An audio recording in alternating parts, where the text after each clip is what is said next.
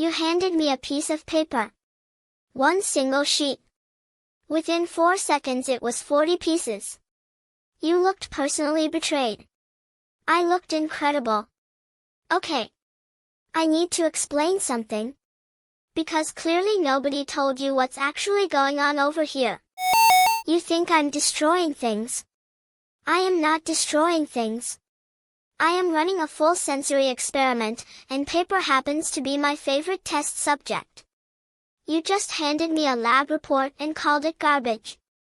Let me tell you what's actually happening. Every time I rip that paper, my ears hear a crinkle. My fingers feel the edge give way.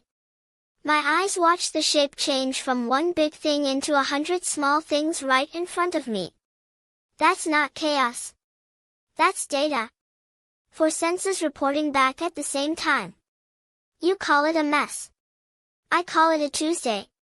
So basically my brain is like a tiny scientist who just discovered that things can stop being one thing and become many things, and now she cannot stop testing the theory. Every sheet is a new trial. Here's the actual science, since you clearly need it. Babies my age are deep in something researchers call cause and effect learning.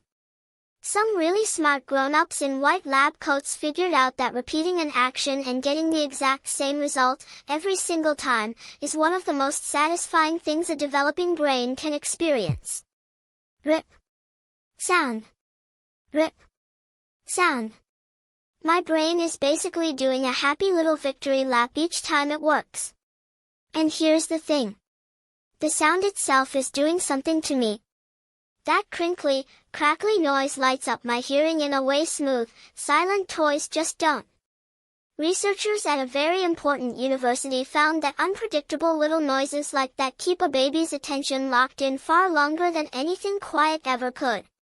You bought me a very expensive musical elephant. The junk mail one. Wait for it.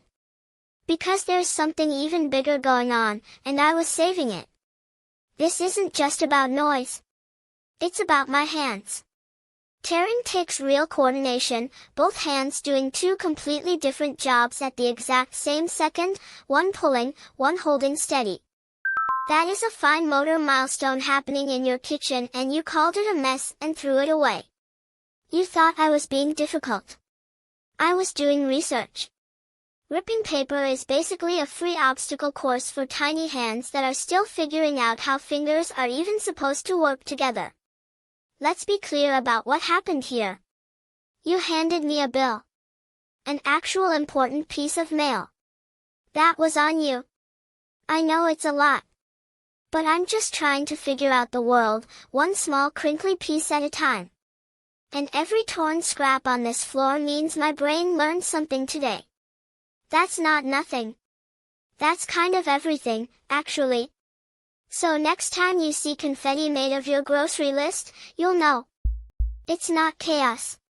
It's a fully published study, conducted entirely by me, funded entirely by you, and reviewed by absolutely nobody but this baby right here. You handed me a piece of paper. And once again, it's 40 pieces. You still look personally betrayed. I still look incredible. Some things, apparently, are timeless.